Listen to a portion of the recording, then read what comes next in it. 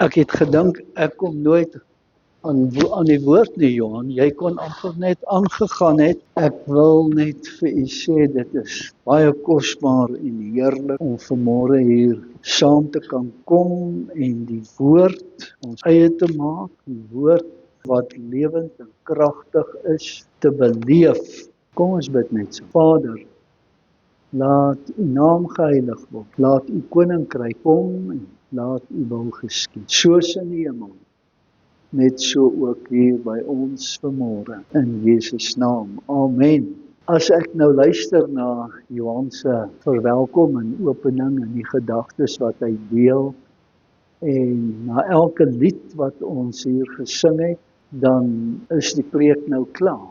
As julle alles gevat het daaruit. Ek gaan dit nou alles weer herhaal en miskien so hier en daar ietsie verder belig rondom die koninkryk van God. Nou ons is seker nou al die afgelope 4-5 jaar besig net met koninkryk in die gemeente. Dit kom maar elke keer terug na wat die koninkryk van God is, wat dit beteken vir ons om daarin te lewe.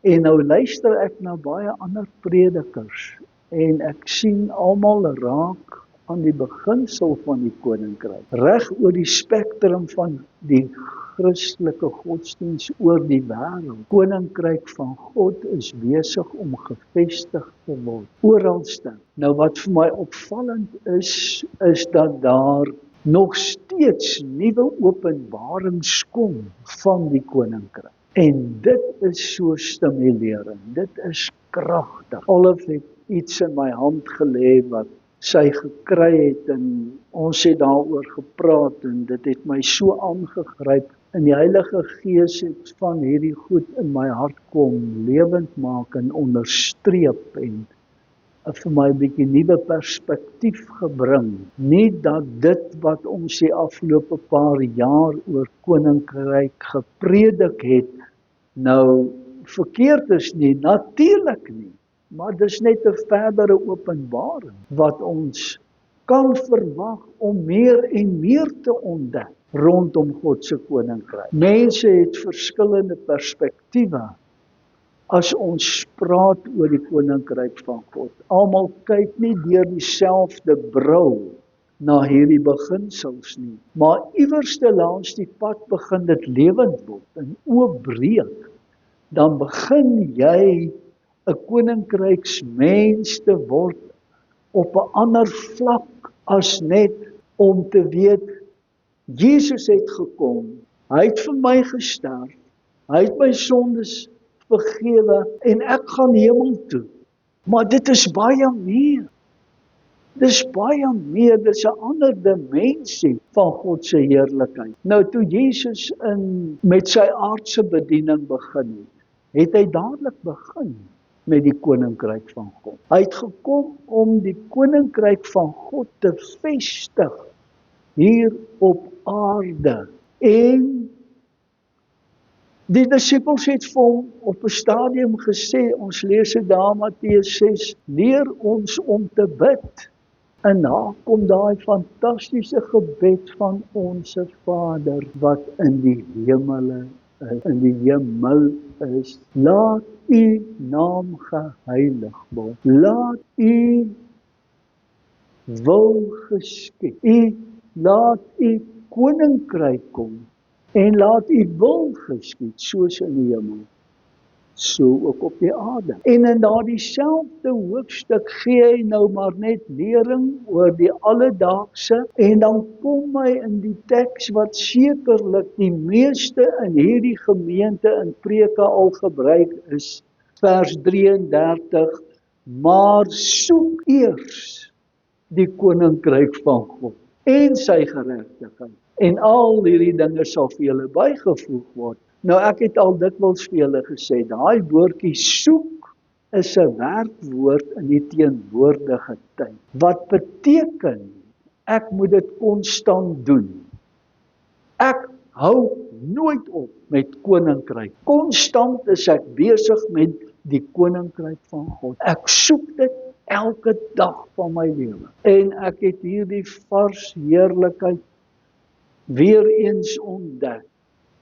Hoe heerlik is dit om in God se koninkryk te leef. Nou, die grootste wonderwerk van die evangelie is nie dat God mense na die hemel toe wil neem nie. Dit is dat hy besluit het om die hemel binne in die mens te laat begin. God wil hemel in jou en in my hier op aarde hê. Soos in die hemel, net so ook op die aarde. Vir eeue vra mense dieselfde vraag: waar is die koninkryk van God? Wanneer gaan God kom om alles reg te maak? Baie keer verwag mense, en het die Jode ook verwag, dat God gaan kom en hy gaan 'n koning stuur op 'n wit perd met 'n leerskare soldate, en hy gaan ons Jode almal kom red en verlos uit die hand van die Romeinse regering. Dis die koning wat hulle gesoek het wat moet kom. Maar dit was nie God se plan.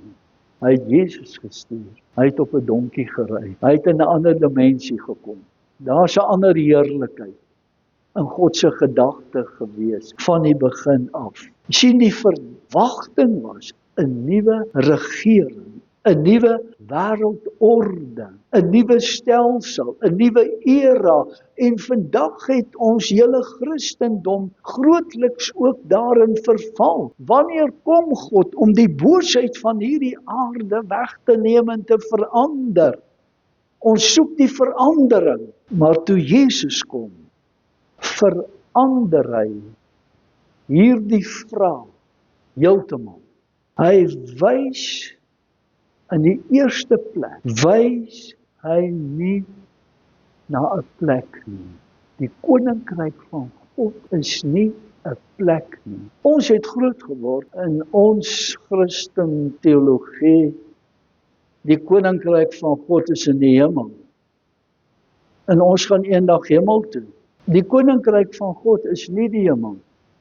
Die hemel is 'n plek.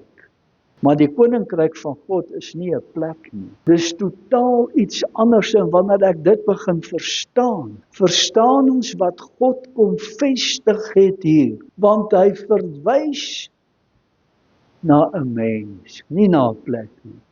Na 'n mens, na jou en na my. Jy sien, toe die Fariseërs hom vra, wanneer die koninkryk van God sou kom, toe antwoord Jesus, want hulle wil weet. En ons moet kyk wat Jesus se antwoord was. Wanneer gaan hy kom? Hoe gaan dit lyk? Wat gaan gebeur? Antwoord Jesus met woorde wat steeds een van die mees radikale stellings in die geskiedenis van die mensdom is. En ons moet daai antwoord ontleed, ons moet hom ontdek. Ons moet die openbaring daarvan in ons gees ontvang. En Jesus sê die koninkryk van God kom nie op 'n wyse dat 'n mens dit met die oog kan waarneem nie. Hulle was toe klaar omgekrap, want hulle soek daai wit perd en die soldate. En hy sê nee, hy het hulle harte geken. Julle kyk verkeerd, jy gaan dit nie sien nie. Want, sê hy sê, want kyk, die koninkryk van God is binne in julle. Lukas 17:21. En wat 'n verstommende uitspraak. Die koninkryk van God is binne in julle. Nou die Griekse uitdrukking hier is entos. Dit kan vertaal word as binne in julle. En nou is hierdie Jode heel deur mekaar. En hulle verstaan nie. Dit beteken nie dat God blote emosie is. Die koninkryk van God is binne in julle. Dit beteken dat sy heerskappy begin waar die menslike hart hom toelaat om te begin werk. En die Jode het dit nie gedoen. Hulle het nie toegelaat, want hulle het hulle hart verhard, sê Jesus. Ek dink so daar in Markus 6 rond, ja, waar Jesus die brood vermeerder het. En 12 mandjies vol het oorgebly. Dit is 'n wonderlike, kragtige werk wat plaasgevind het.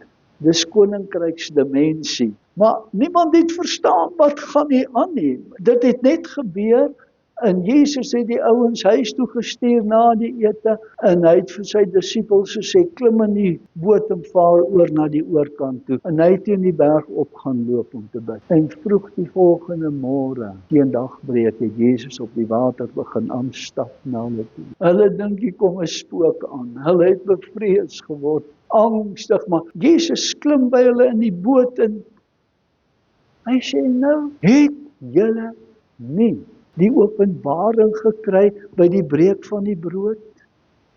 My wandel hier op die water?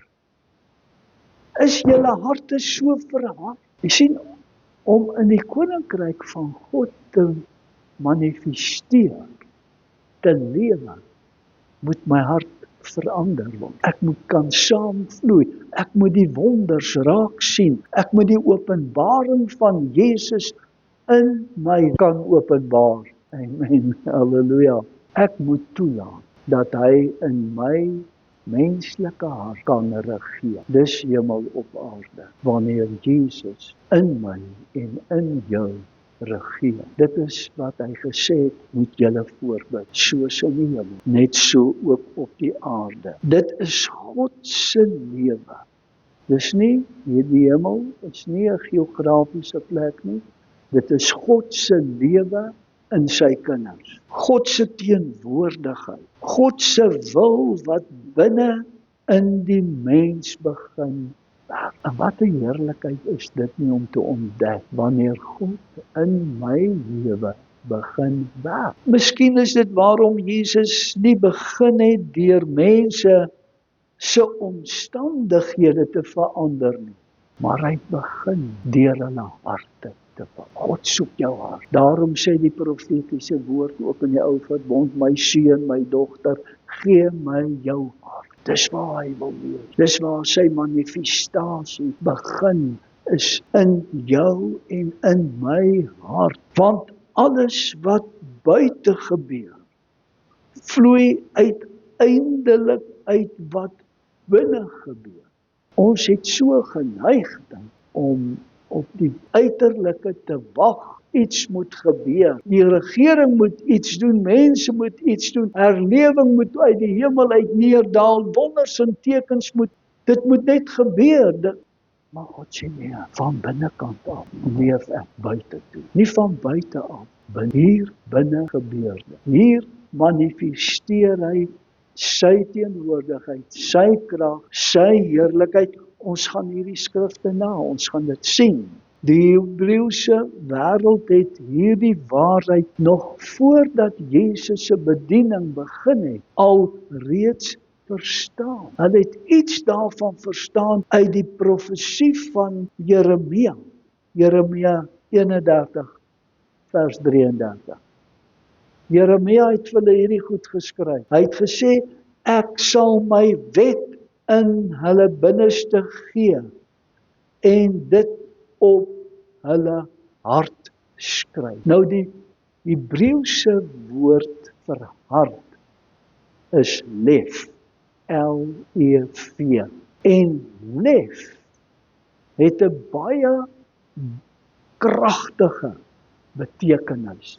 Baie meer as net bloot hart. Die Hebreëse denkwyse was dat die lef veel meer as die plek van emosies, die hart is. Daar's meer aan verbonde. Dis 'n kragtiger beskrywing van my hart waarin God wil woon. Dit was die sentrum van die mens. Jou hart is jou sentrum. Dis die sentrum van die mens, die plek waar identiteit gevorm word, waar besluite geneem word, waar begeertes lewe, waar geloof ontstaan, die sentrum, dis die hart, dis lef. God sê, ek wil daar wees, en ek gaan my wette vir julle gee, maar ek gaan julle hart beset. God beloof dis nie bloot 'n klomp reëls nie. God beloof 'n nuwe bron. Halleluja. 'n Nuwe bron. Hy beloof lef. 'n Nuwe sentrum. Jy weet, en dit het gebeur toe ons wedergeboorte deelagtig geword het. Dit het daar plaasgevind. Daar het iets niets in jou tot stand gekom. Dit is wat God gesê het wat gaan gebeur. Hy beloof 'n nuwe bron, nie 'n nuwe lys vol voorskrifte nie. Want voorskrifte het die godsdiens gedryf en nie die gees. 'n Nuwe hart. 'n Nuwe hart. Sê bietjie nuwe hart. Jy sien, God beloof 'n nuwe hart, 'n ander sentrum, iets meer as wat ek ooit kon dink. Hy sê, daar wil ek wees. God se plan was nog nooit om mense beter te beheer nie. Dit was nie God se plan. Dit was om mense van binne af nuut te maak. Halleluja. Is jy nuut gemaak? Ja, ons is almal nuut gemaak by ons wedergeboorte.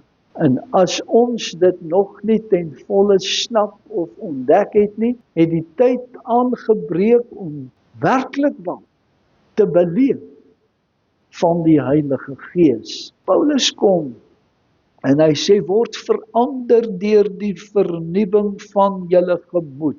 Dis julle denke. Dis 'n teks wat ons baie in hierdie gemeente gebruik. Ons moet verander word. Nou ons weet, die Griekse woord hier vir verandering is metamorfo, wat beteken om van binne af getransformeer te word. Jy sien, dit begin binne. Dis nie iets wat van buite af na my toe kom. Ek het die saad, of ek het Christus in saadvorm ontvang by my wedergeboorte, sê Petrus. Hy is in saadvorm in ons gedeponeer. En daai saad ontwikkel die Christusbeeld in jou en in my.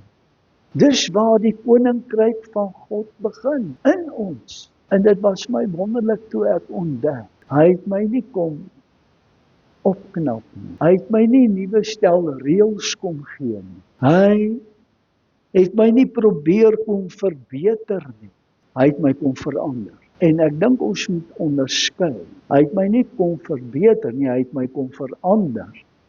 Verander net soos wat die wurm verander het na 'n skoenlapper. Daar's 'n verandering. En dit is hoekom wedergeboorte vir my altyd baie belangrik is, dat mense die volle konsekwensie van dit kan verstaan. Wat dit alles behels. Ek het verander. Ek sien nie meer dieselfde mens nie. Daarom kon Paulus uitsprake gemaak het, soos, ek is 'n nuwe skepsel. Die ou dinge het verbygegaan. Kyk, alles het nuut geword.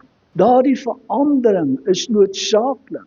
Daar is te veel mense met kitsbekerings wat nooit verander het. Daar het nie wedergeboorte plaasgevind nie. As ek die verandering sien, ja. Maar as jy nie verander het nie, dan is jy maar nog 'n wurm. Of jy's in 'n kokon, 'n papie. Is net so sleg soos 'n wurm. Maar as daai skoenlapper uitgekom, dan is die verandering daar. Dan is daar 'n ander dimensie van heerlikheid. Die lewe kom van binne, nie van buite nie. Toe jy Christus ontmoet het, het hy lewe in jou kom sit, 'n lewende saad van homself. En dit is waaroor die koninkryk van God gaan, die lewe van Jesus Christus. Miskien is dit waarom Jesus later op die laaste dag van die loofhuttefees, hy het opgestaan, daar in die tempel, en vir daai hele klomp Jode en sy disippels, sy volgelinge. Hy het opgestaan, die woord sê, en hy het dit uitgeroep. Hoor wat roep hy uit? As iemand dors het, laat hom na my toe kom en drink. Hy wat in my glo, strome van lewende water sal uit sy binneste vloei. Jy sien as jou uit die dop gekom het, daai vlinder, daai is strome van lewende water. Daar's 'n geesverandering. Daar het iets nuuts gebeur. 'n Nuwe dag het vir jou aangebreek.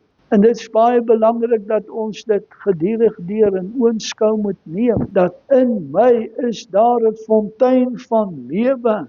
Johannes voeg onmiddellik by Jesus se woorde en hy sê, dit het hy van die Heilige Gees gesê. Want dit is die Heilige Gees wat die werk kom doen het.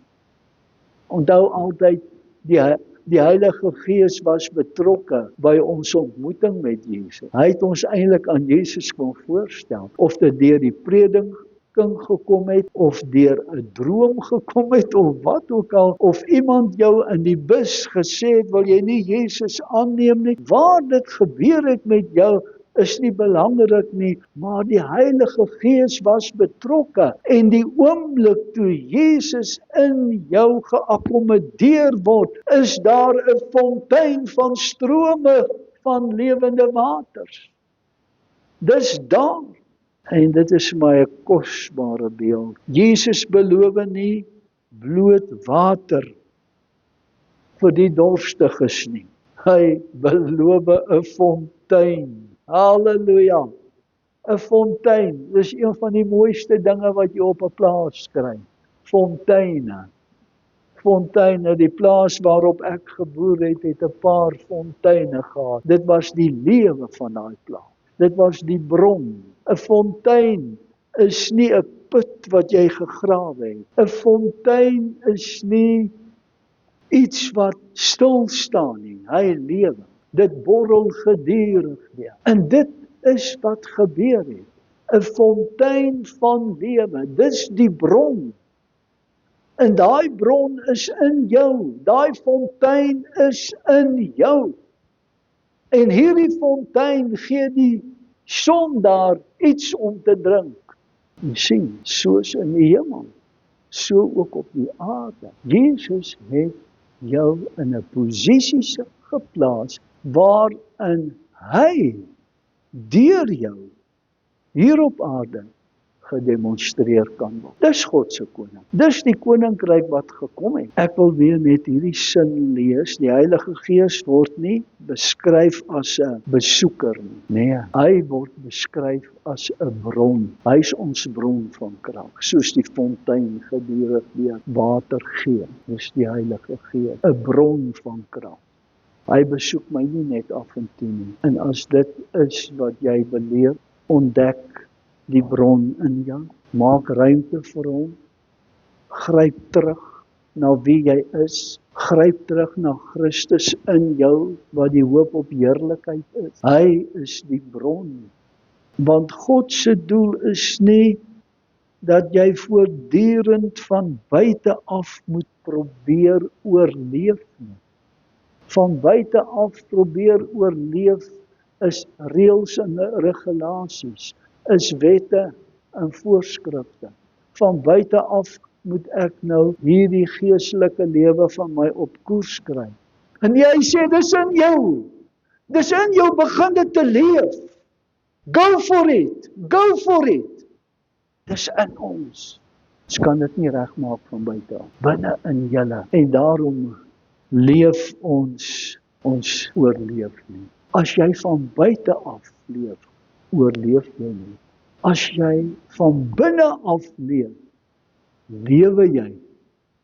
En baie mense, en dierbare, goeie mense, Christene, is vasgevang in oorlewing. Jo, nou is dit stil. Kan jy amen sê op dit? Dis waar, né? Ons wil nie net oorleef nie. Ons wil oorwin. Ons wil lewe. Ons wil voluit lewe. Ons sing dit dikwels. Ons praat daaroor, ons moet dit net beleef. Paulus skryf 1 Korintiërs 3:16. Hy sê, weet julle nie dat julle die tempel van God is en dat die Gees van God in julle woon nie? Sê bietjie, ek is die tempel van God. Jy sien, ons is die tempel van God. Daarom sê Paulus op 'n plek, hy woon nie meer in tempels wat met mensehande gemaak is nie. Hy woon nou in ons. Die bron is in ons. Die fontein is in ons om lewe te gee. Nou, vir die Jode was die tempel die plek waar hemel en aarde ontmoet het. As jy met 'n Jood gepraat het oor die tempel, dan sien hy die allerheiligste. Dit was baie belangrik. Nie die voorhof of die binnehof nie, die allerheiligste. Dis die tempel. En nou sê Paulus iets verstommends. Hy sê, daardie ontmoetingsplek is nou die mens. Halleluja. Ons is in die allerheiligste tempel van God. Nie omdat die mens goddelik geword het nie, maar omdat God gekies het om deur sy Gees binne in die mens te woon. Hy woon nou in ons.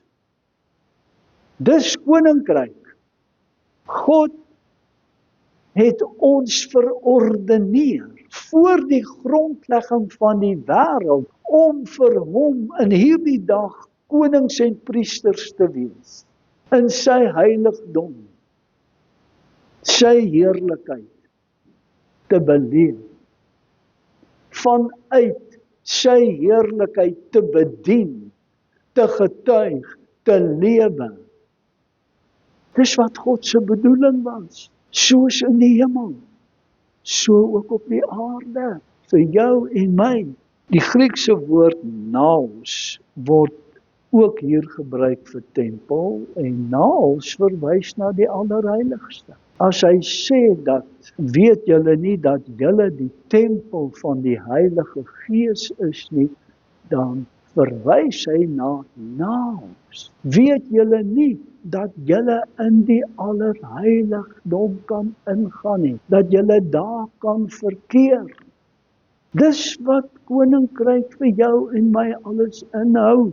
Die plek van God se teenwoordigheid. Dis wat tempel naos ook sê. Plek waar hy in jou en in my manifesteer deur een of ander heerlikheid van wysheid, van innerlike sterkte, van vrede, van harmonie, van eenheid, van krag. Dit kom van binne.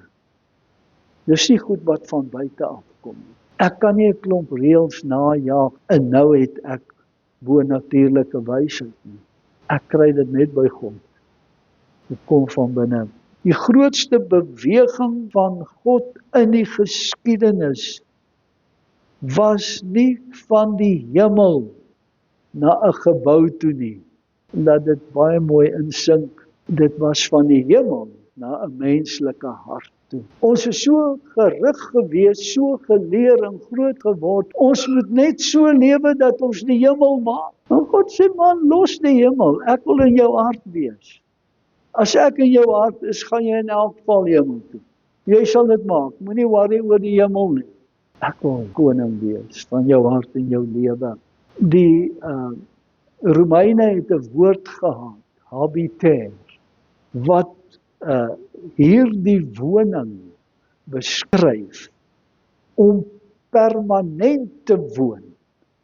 Habiter, om jou tuiste te maak. God wil permanent in jou woon. Hy wil tuis voel by jou. Amen. Halleluja. Dankie Vader. Dankie, U is tuis in my hart, in my lewe. Ek is U sentrum. Ek is U habitat, tuiste, permanent, onafgebroken. U teenwoordig in my. Ek moet in hierdie verhouding groei en ontwikkel. Dan word die heerlikheid meer. Hoe meer ek in sy heerlikheid verkeer, hoe groter word dit Dis hoekom Paulus praat van heerlikheid tot heerlikheid tot heerlikheid. As jy na die Griekse teks gaan kyk, daai heerlikheid hou net nooit op nie. Dit bly vermeerder, konstant. Dit word groter en kosbaarder. Hoekom? Want ek is in die allerheiligste. En nou kom Paulus en hy sê, ek sit saam met hom in hemelse plekke. Ek kan hom geniet, ek kan hom beleef, kan hom ervaar. Ek soek nie 'n klomp reëls van buitekant af om my in hierdie posisie te kry nie. Ek identifiseer met Jesus, wat sy lewe vir my gegee het. Ek in hom en hy in my. En Jesus sê, Vader, ek bid vir hulle wat U my gegee het. Ek is in hulle en hulle is in my. En ons is in hulle en U is in ons. Dit is so 'n eenheid. Jy kan dit nie met jou verstand verklaar nie, maar dit is 'n heerlikheid van eenheid met God, die Vader, die Seun en die Heilige Gees. In ons, deur ons, met ons. Ek is die drie eenheid se tuiste. Dis nie laster nie, hoor. Dis woord. Halleluja, prys die Here. Om permanent te woon, om jou tuiste te maak, dit is presies die beeld wat die Nuwe Testament gebruik. Nou, onthou net een ding. Die Heilige Gees kom nie net om my te besoek nie.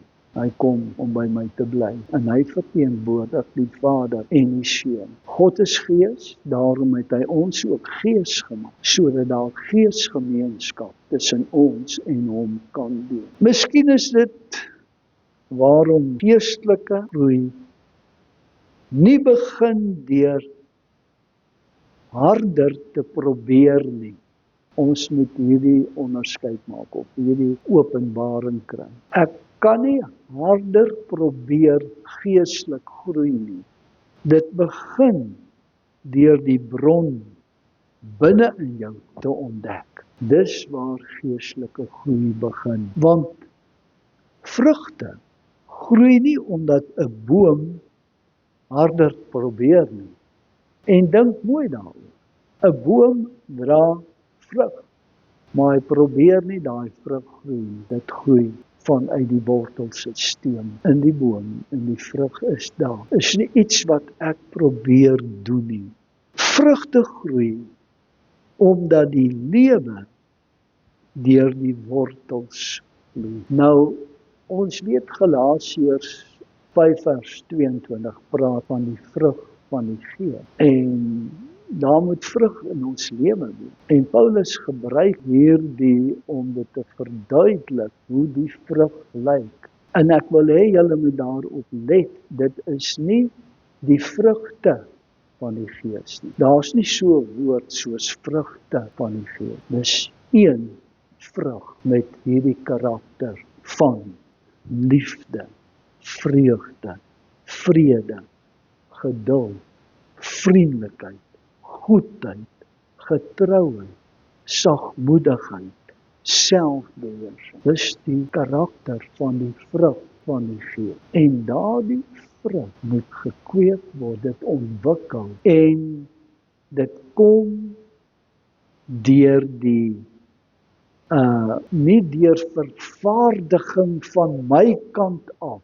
Nou gaan ek probeer meer opreg wees, ek gaan probeer meer sagmoedig wees, meer nederig wees, ek gaan dit probeer en ek gaan dit probeer. Nee, dit is van buitekant af wat jy nou mee besig. Jy moet ontdek wees in jou. Dit kom uit jou bron uit, daai vrug. Jy sien, Jesus het dit ook genoem, hy sê ons is nou ingeënt in die ware wynstok. Ek is die wynstok, julle is die lote. En die lote dra die vrug. Ons kry krag uit die wynstok uit om hierdie vrug te dra. Nie op 'n ander manier. Ek kan nie reëls inligting, regulasies beoefen en dink daar gaan vrug gekweek word. Onmoontlik. Ek hou van die woord vloei.